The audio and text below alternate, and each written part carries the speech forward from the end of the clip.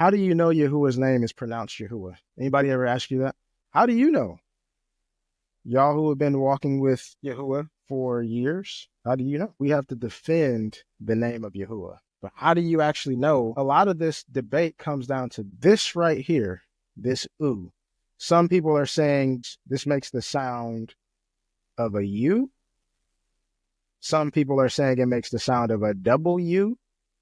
Some people say it makes the sound of a Y. And then you have some people that say that it makes the sound of like an I. So then you have all these different versions of the Father's name. And it's like, well, it doesn't matter what you call them. It doesn't matter. That's what some people say. If you say this makes an oo sound or a W or a Y, some people can consider that same. Yahuwah opens the eyes and the ears, and Yahuwah teaches us, makes us more set apart.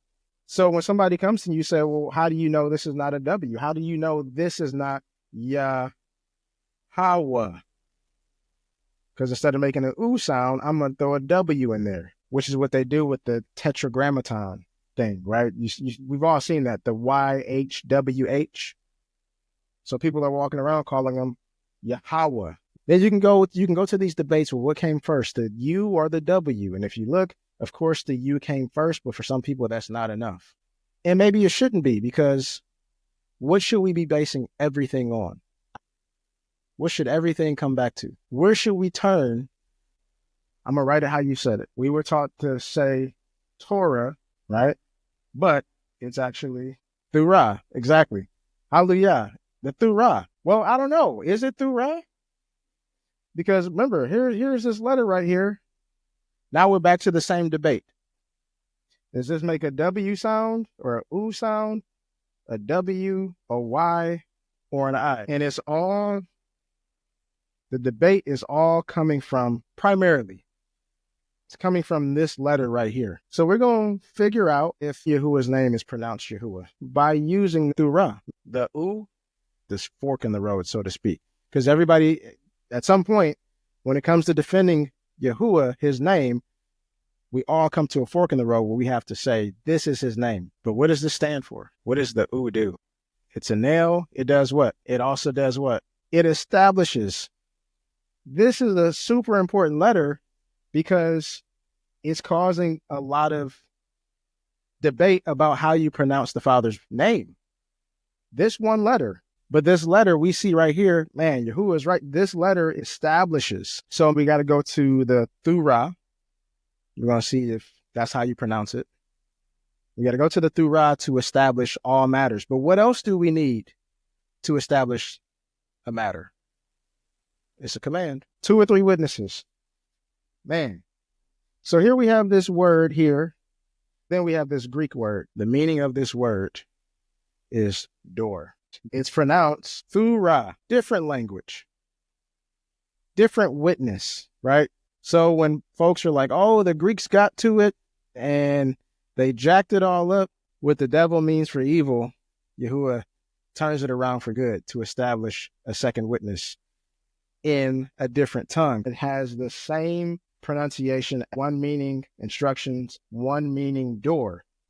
This is 2 witnesses. When YAHUSHA said, I am the door, he wasn't speaking in the Greek, but they translated it into the Greek, and they would write it as saying, he said, I am the Thurah. He is the Thurah. He's the bread that came out of the Shamim. He's the living word. He is literally the Thurah. He is the door. He is the Thurah.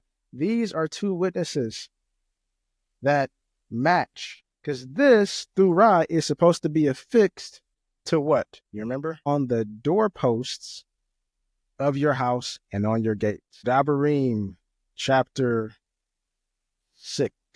Yahuwah is just using the Greek as a second witness. By the mouth of 2 or 3 witnesses, the Thurah is the door is the Thurah. Yahuwah confirms it in both the Hebrew and the Greek. This pronunciation of this word Thurah, the oo, which establishes, makes a oo sound. Not a W, not a Y. So if you say Torah, there's no O. They're saying, we're going to take this out and we're going to start calling it Torah. So take out what establishes, because this letter establishes, and we're going to throw something in there so that now you say Torah. Torah is something different. Thurah is the law. It's the command. It's the instructions. This Thurah in the Greek is the door that they translated. Different language. But man, Yahuwah is using two different languages to bear witness. Who could do something like this? That the word for door happens to be Thurah, and the word over here for law happens to be Thurah. If these don't match, if this is somehow Thurara, but this is Thurah over here, that's not linking. These two match.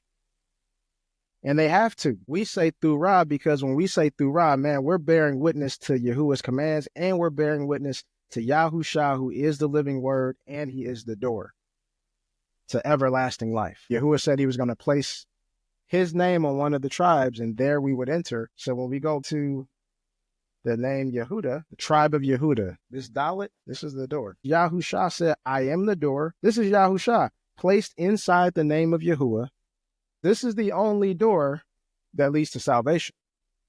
The only way to get through is through Yahusha. Anybody that didn't come through him is a thief and a robber. When we enter this marriage, we take on the name of Yahuwah. So not taking his name in vain means a lot when it's looked at as a marriage. You got to become one with Yahusha to get in. So the people who enter into this door are then known as Yahudim, literally taking on the name of Yahuwah. Thurah confirms that his name is Yahuwah in both the Hebrew and the Greek. This pronunciation of this word Thurah makes a U sound, not a W, not a Y. And Elohim said further to Mashah, thus you are to say to the children of Yasharal, Yahuwah, Elohim of your fathers, the Elohim of Abraham, the Elohim of Yitzchak, the Elohim of Yaakov, has sent me to you. This is my name, and this is my remembrance to all generations.